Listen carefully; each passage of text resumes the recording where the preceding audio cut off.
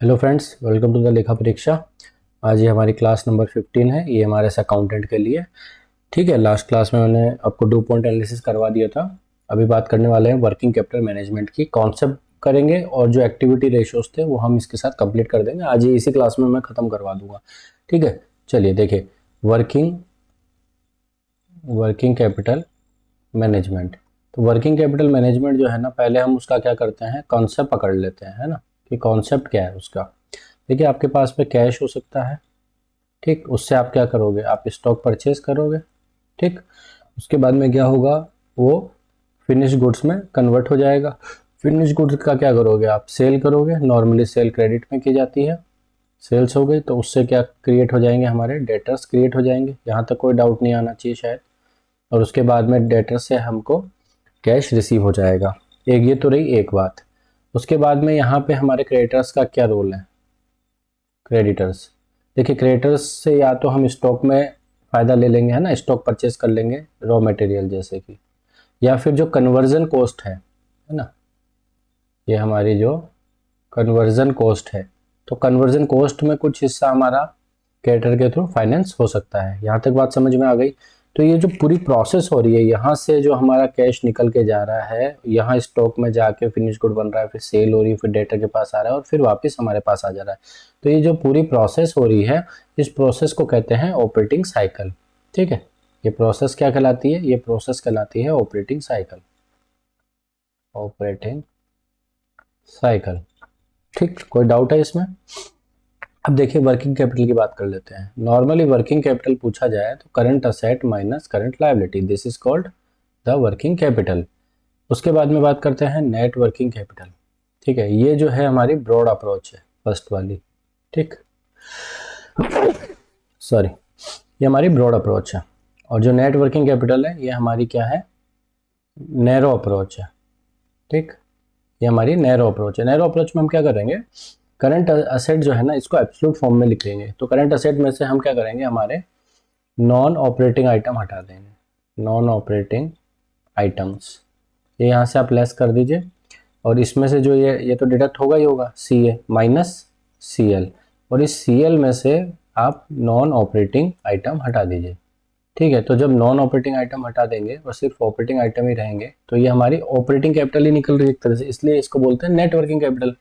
Correct बात है। यानी कि नॉन ऑपरेटिंग आइटम का मतलब क्या हो गया, यहाँ से आप कैश हटा दीजिए।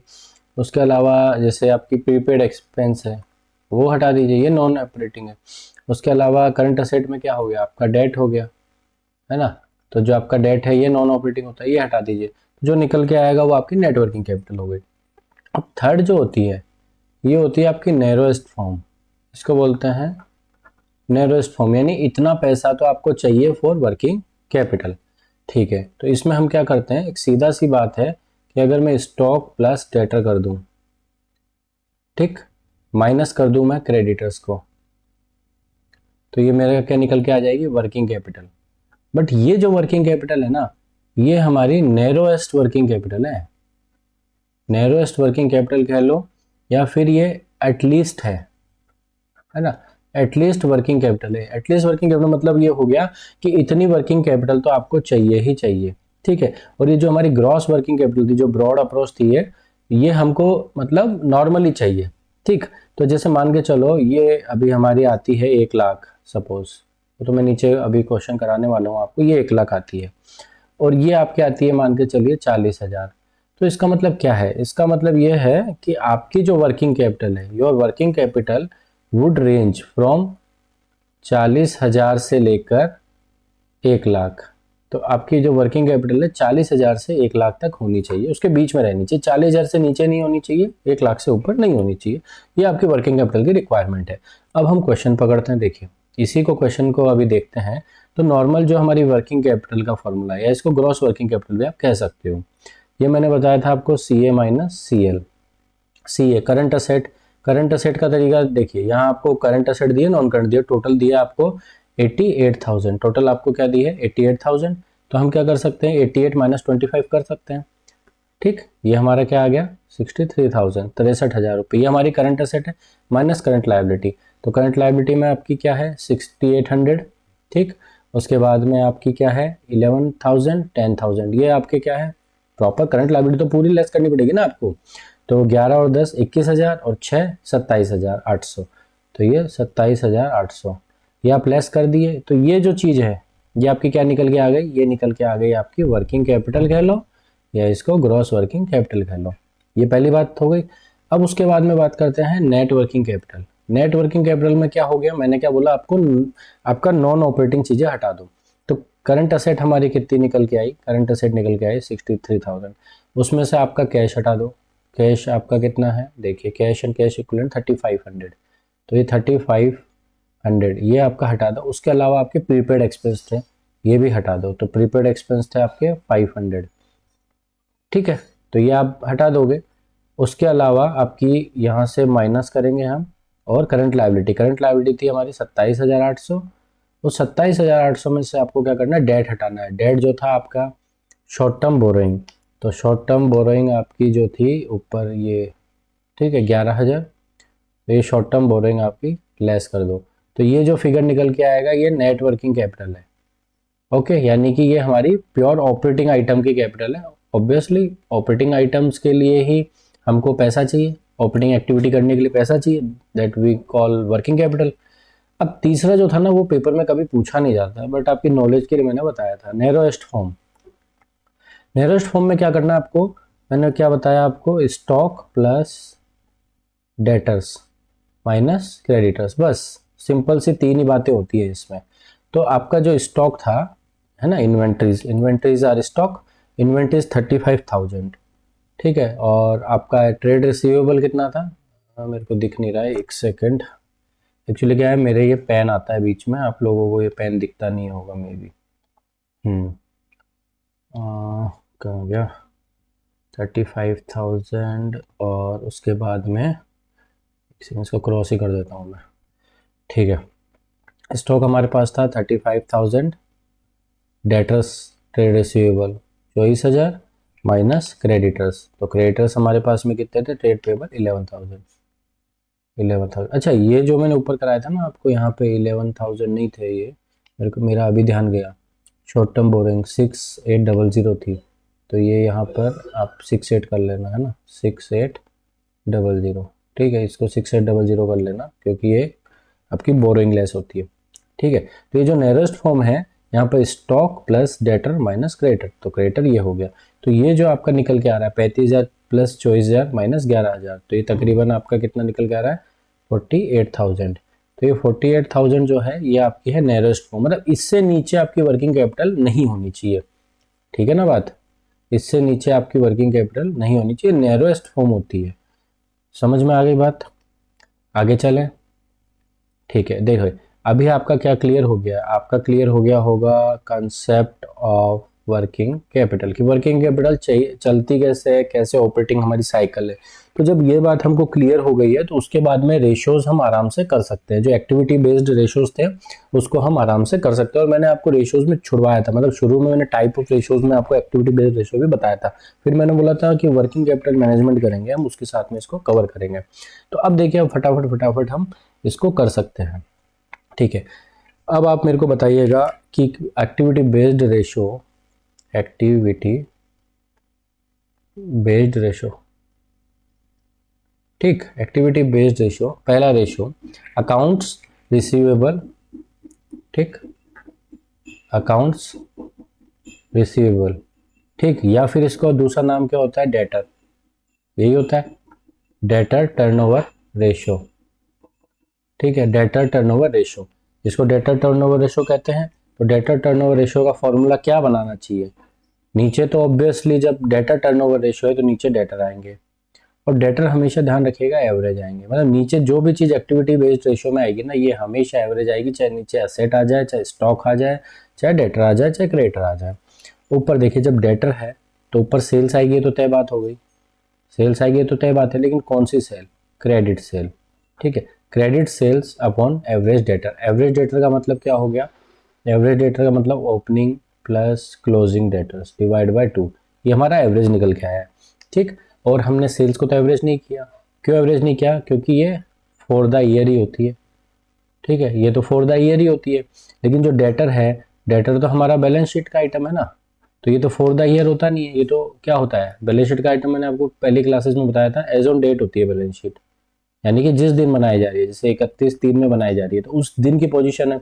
अब हमको ये तो नहीं पता पूरे साल भर कितने डेटर्स हमारे रहे हैं, तो हम क्या करते हैं उसका एक एवरेज निकाल लेते हैं। इसीलिए हम opening plus closing divide by 2 करते हैं, इससे हम क्या है एक एवरेज निकाल लेते हैं और उस एवरेज को हम डिवाइड करते हैं किसमें, हमारे फॉर द ईयर के फिगर में। ठीक, तो इसीलिए हमने यहाँ क्या किया, credit sales upon average debtors.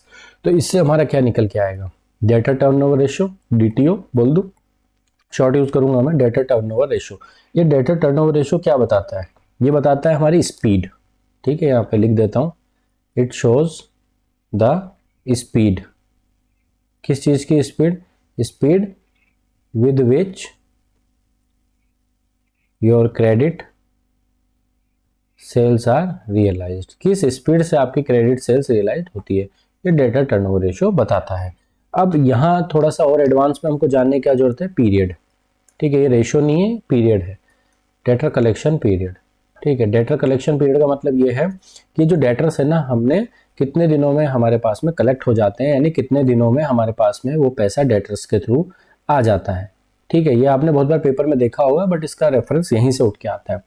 तो हम क्या करेंगे, देखिए पूरे साल में कितने दिन होते हैं, 365 दिन हम लेके चलते हैं। ठीक है, वैसे होते कितने बताइए, 364 1/4।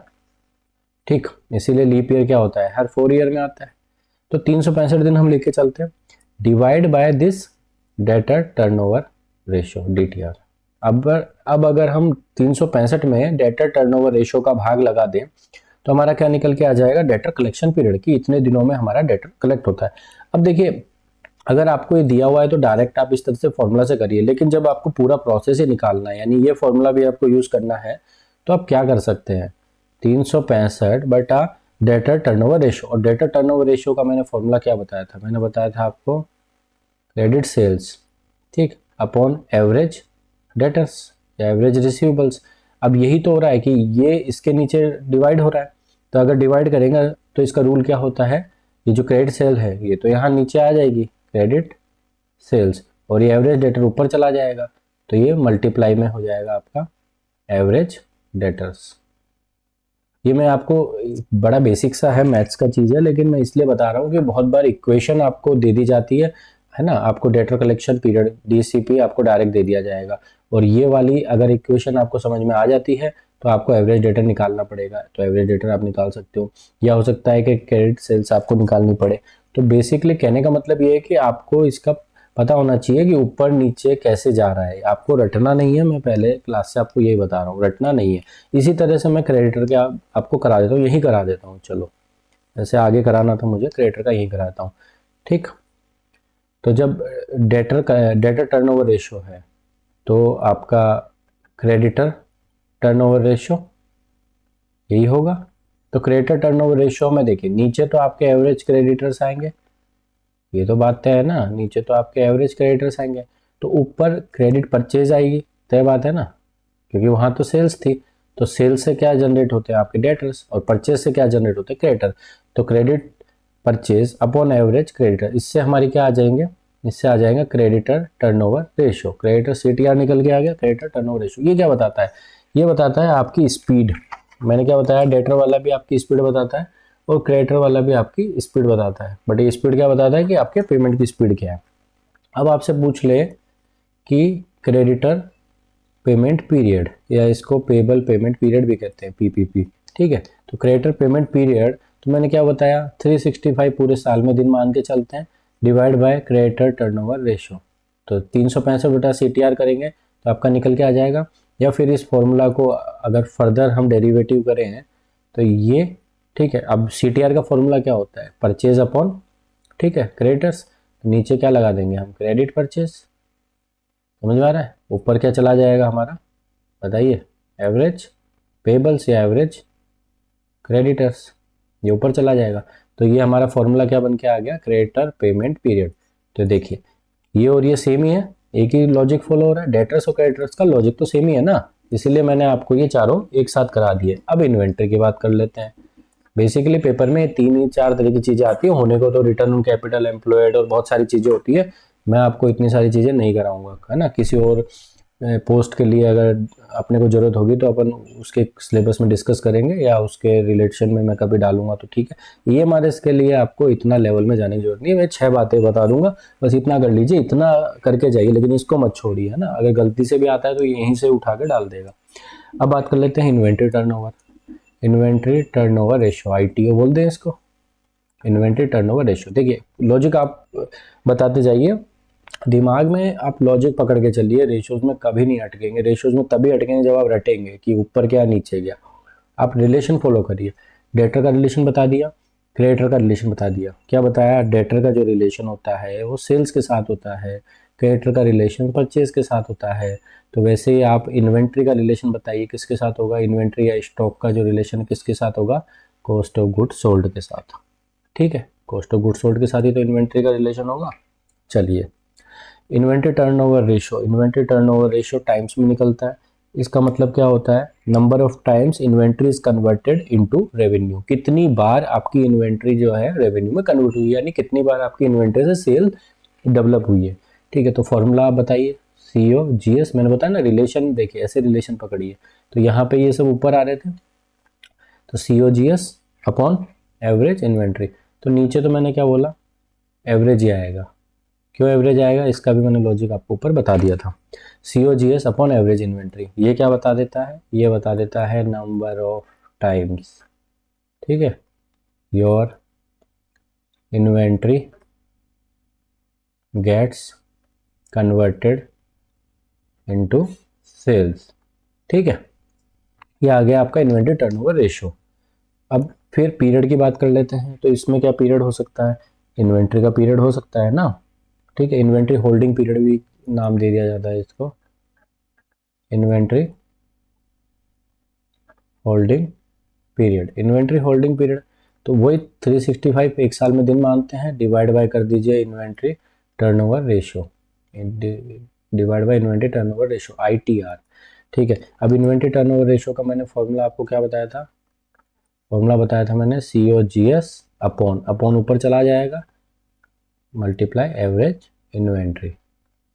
ठीक है, तो ये क्या फॉर्मूला बन के आ गया हमारे पास में, क्या फॉर्मूला बन के आ गया, inventory holding period.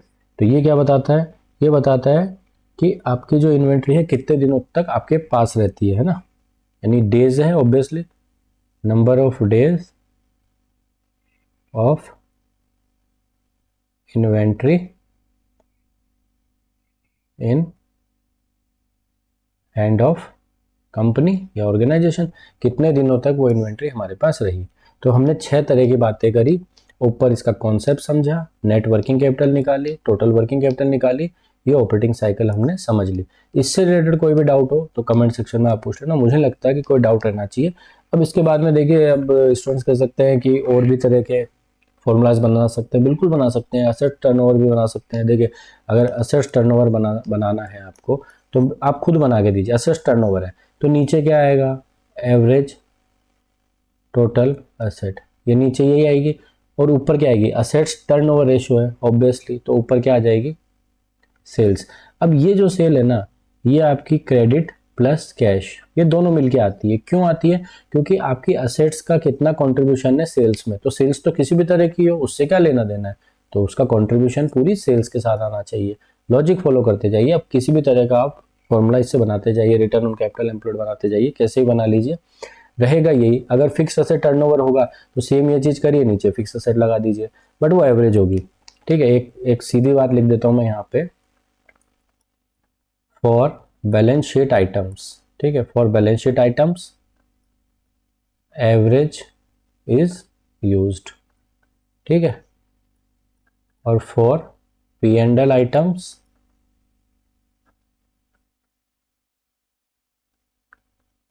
For the year, for the year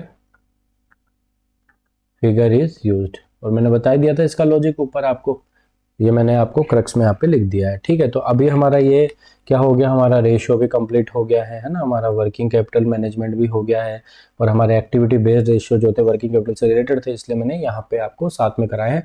इसके अलावा और भी बहुत सारे कॉन्सेप्ट है, बट EMRS में मैंने आपको पहले ही बताया, मैं EMRS के लिए ये सारी क्लासें डाल रहा हूँ, ठीक है। तो इसमें आपका जो क्वांट है ना प्लस रीजनिंग, तो ये भी तो आप करो, तो इनमें बहुत मैसिव नंबर एलोकेट किए गए हैं, और यहाँ सब्जेक्ट में इतना ज़्यादा पूछा नहीं जाना चाहिए। प्लस इसके साथ अभी हमको बहुत सारी चीज़ें करनी है ना, हमको ऑडिटिंग के भी करने हैं, टैक्स के भी करने हैं, ये सारी चीज़ें अभी करनी बाकी है। तो वो जब सब सारा करोगे तो यहाँ पर अगर 1-2 नंबर का आप रिस्क ले भी लेते हो तो कोई इशू नहीं है, बट इतना फाइनेंशियल मैनेजमेंट के अंदर घुसने का यहाँ पे जरूरत नहीं है। तो अपने रेशियोज वगैरह हो गए, ड्यू पॉइंट हो गया, इनको ठीक से आप कर लेना, जितना जितना बताया ना इतना तो आप कर ही लेना, इसको मत छोड़ देना, इसमें सेलेक्टिव स्टडी मत करना। तो नेक्स्ट क्लास में मिलते हैं, देखते हैं नेक्स्ट क्लास में हमारा जो है कोस्टिंग से रिलेटेड थोड़े कॉन्सेप्ट कराऊंगा। अब देखिए धीरे धीरे हम क्या कर रहे हैं, अब हम कोस्टिंग की तरफ शिफ्ट हो रहे हैं, है ना। अब मैं आपको कोस्टिंग के थोड़े कॉन्सेप्ट बताऊंगा, थोड़ा prime cost, factory cost, overheads, है ना, मटेरियल, डायरेक्ट लेबर क्या है, एब्जॉर्प्शन क्या है। उसके बाद फिर हम जो है बात कर लेंगे मार्जिन ऑफ सेफ्टी, है ना, levels, break even point, BEP, ये सारी बातें इसके आगे अब हम करते जाएंगे। फिर जब ये कोस्टिंग खत्म हो जाएगा तो लगभग हमारा फाइनेंस अकाउंट्स वाला पार्ट खत्म हो जाएगा, then we can take up the account आपका income tax and GST as well, ठीक है। तो मिलते हैं नेक्स्ट वीडियो में, तब तक के लिए बाय।